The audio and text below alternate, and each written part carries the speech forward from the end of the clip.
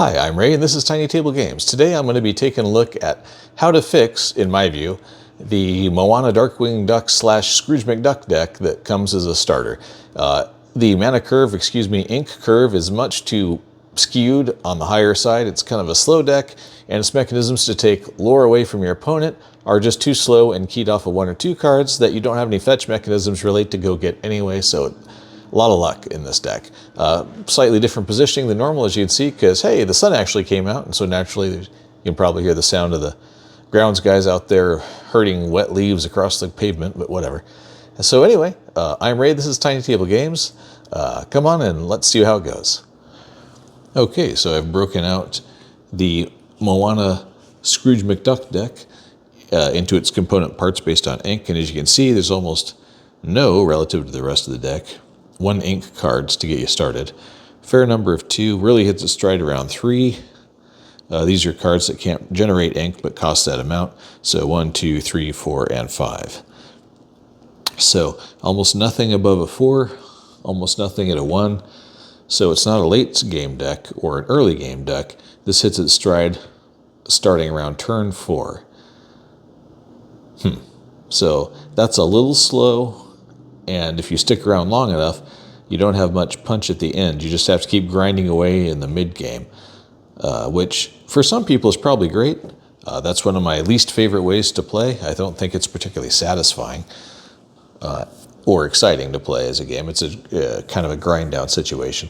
But there may be metas I don't know about, because Into the Inklands is the first time I've looked at this game. I know that new set just came out, whose name escapes me at the moment, but if you know it, throw it in the comments. It just came out at Gen Con, I believe.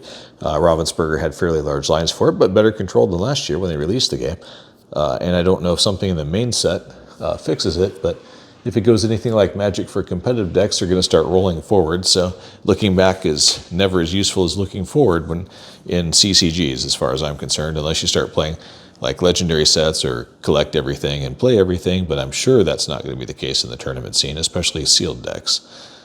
So that said, let's see what we can do to fix this.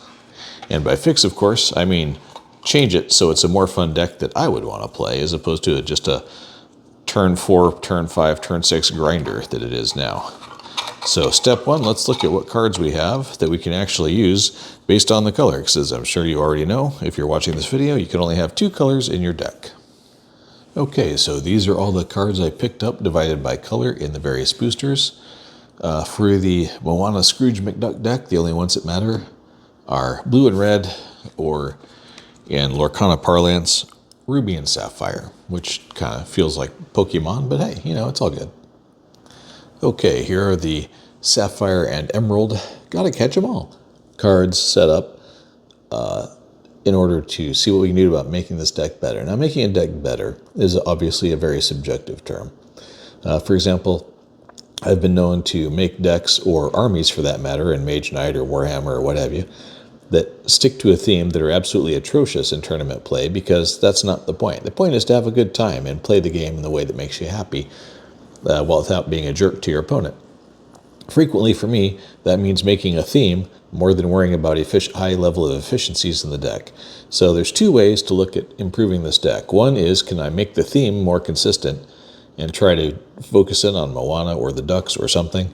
Or can we just make it a much more efficient thing overall? So let's see what we have to work with, and then we can make that decision. Obviously, since 3s and 4s are where the deck is heaviest at the start, unfortunately, we mostly got 3 and 4 ink cards in our boosters, but let's see what we can do to speed it up with what 1s and 2s we have. Okay, so on the left, we have the new cards that we picked up in the booster packs, and on the right, we have the 1 ink cards that come in the Moana Scrooge McDuck starter deck. So what are we looking for here? Well, the Voyage mechanic, most of the Moana cards are built around her questing at locations. Maybe not so much that one, but the high-end one. When this character quests at a location, ready all other characters here. They can't quest for the rest of the turn. We've got the Jolly Roger, which is a new location. If you have pirates, they can move here for free. Why would that be helpful? Well, this deck comes with vault doors, which gives you a resistance if they're at a location. So that's something. Makes it more durable. With Hey-Heys, once per turn, when it moves to a location, each opponent loses a lore. So I think what we're going to do is this is going to turn out to be a coconut-themed deck. Because the other thing this deck has built into it already are Kakamuras. 3 of them only. But that plus the Hey-Heys creates kind of a 6 out of 40, but still it's a start to a leech. The interesting thing there, though, is Kakamuras are pirates. And if you add the Jolly Roger, it's got 5 defense. It costs 2 to move there, but pirates move for free. And they gain rush, which is pretty handy. It lets them challenge immediately. And Kakamuras aren't too shabby, 3/2s, as far as that goes. But it doesn't generate lore. If the Jolly Roger generated lore, that would be amazing. So the question is it useful to have the Jolly Roger in this deck? Well, 2 problems. One, it doesn't have ink. And 2, it's going to be a while before you can use it. And there's only 3 pirates in this deck as it comes played, the 3 Kakamuras. So is it really worth losing a card that can generate ink or possibly lore? No, it is not. Because Peter Pan's not in this deck. So Jolly Rogers, you are not helpful.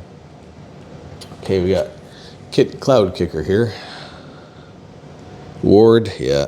0 attack, 1 defense. Is he better than Flounder? No, he is not better than Flounder. And wow, where are you in life when you're not as good as Flounder? And finally, Voyage. We can definitely make use of Voyage because it generates ink. You can have up to 4. There's only 2 in the deck currently. And take advantage of our ability to move characters for free.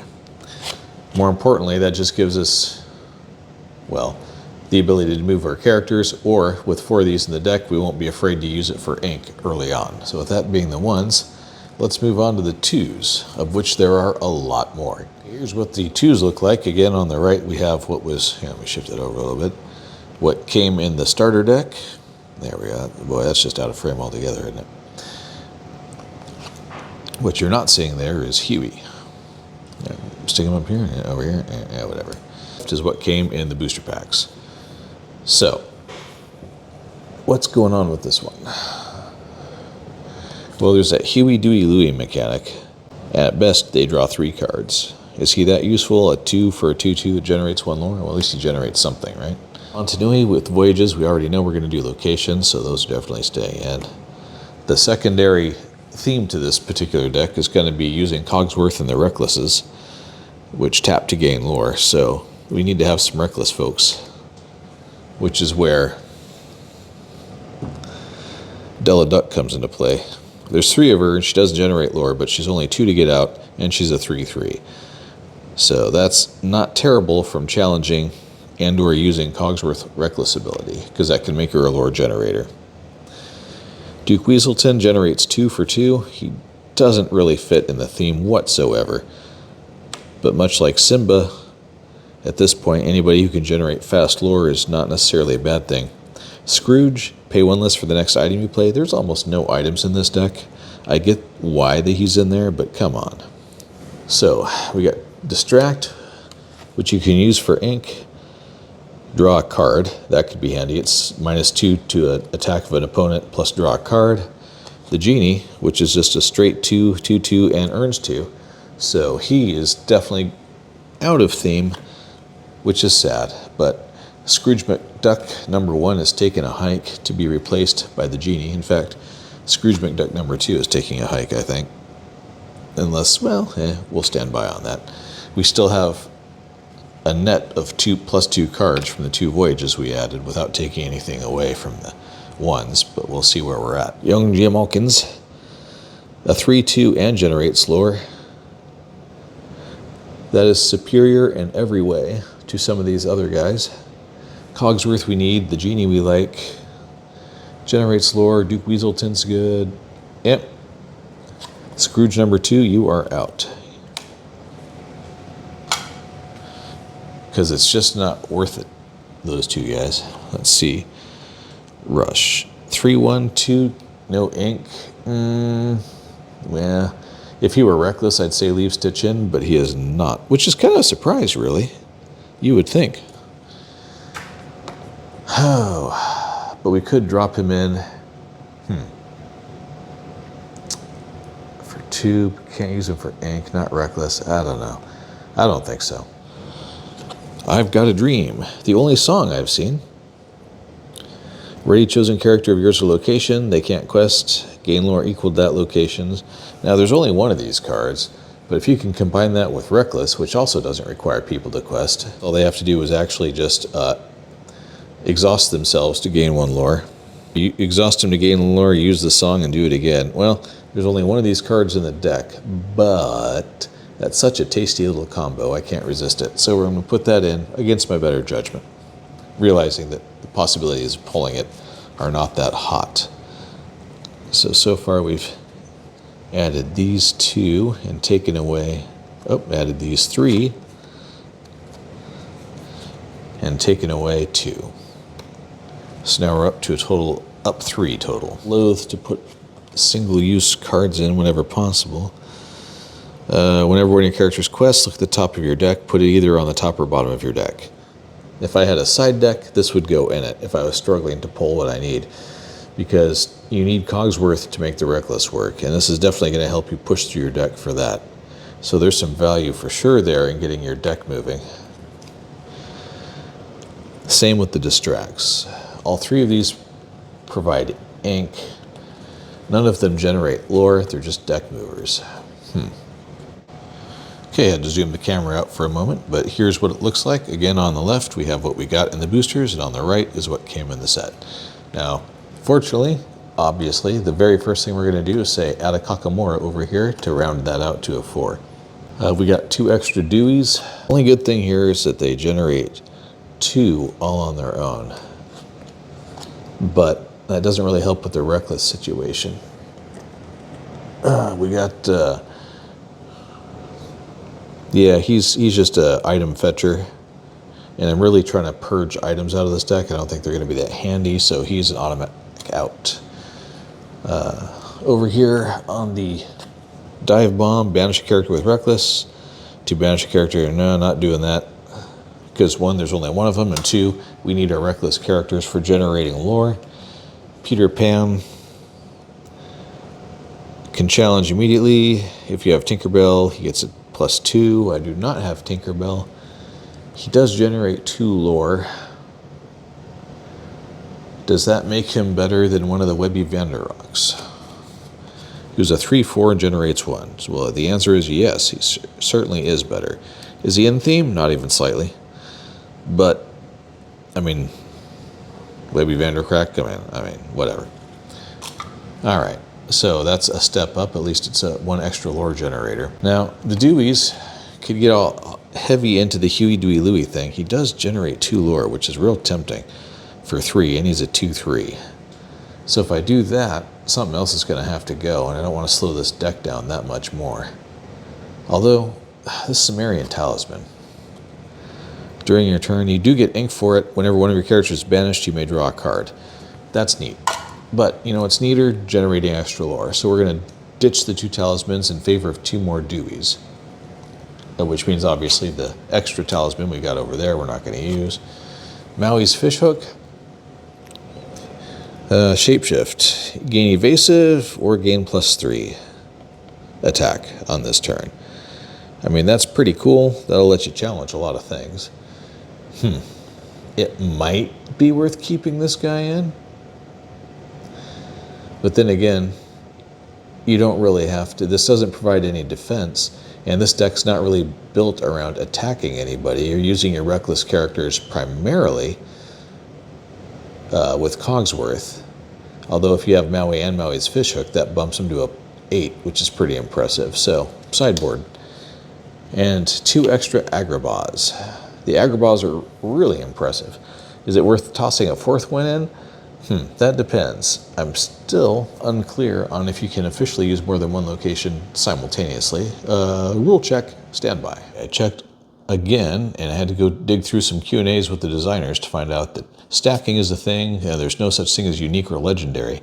So there's definitely no reason not to throw in a 4th Agrabah, because that is just too juicy. What are we going to throw out in response? Because I don't want to overload it. Dewey sure is tempting. Kakamura's not going anywhere. They can't quest, but with 5 defense. I think Webby's out. Getting rid of another Webby. Keep the balance. Maui's Fishhook, should I keep one in? If I do, I can't fetch as much, but I may have to just purge that, suck it up. I'm still 1 up on the cards. All right, well, let's see. We'll see as we move forward. Okay, so we're up to the 4s. Again, on the right is what was in the starter, and on the left are the plentiful cards that we received in the booster packs. It starts to get a little tricky. Why? Well, Grandma Tala is a card I like. 4 for a 3/3, generates lore, and lets you look at the top 2 of your deck, put 1 into your hand. So you can... She's a bit of a demonic tutor in a sense. And we did pick up another one, so it may be worth adding her, but I don't want to just add her in and not throw anything else out. But man, being able to generate lore and do that, I think that Maui's Fishhook is on its way out to pay for a 4th Grandma Tala. Let's see. Then we got these vault doors. They could generate ink, or rather not generate lore, but produce ink. Your locations and characters at locations get resist 1, so they're more durable. A lot of these people are not terribly durable, so that's kind of cool, and we could add it and make it a 3rd. In the hopes of getting 1, but even tastier is another location, in this case McDuck Manor, which both fits in and amuses me, and it can generate 2 lore each turn, and has a defense of 9, which is insane. It is the coolest home in Lorcana, apparently.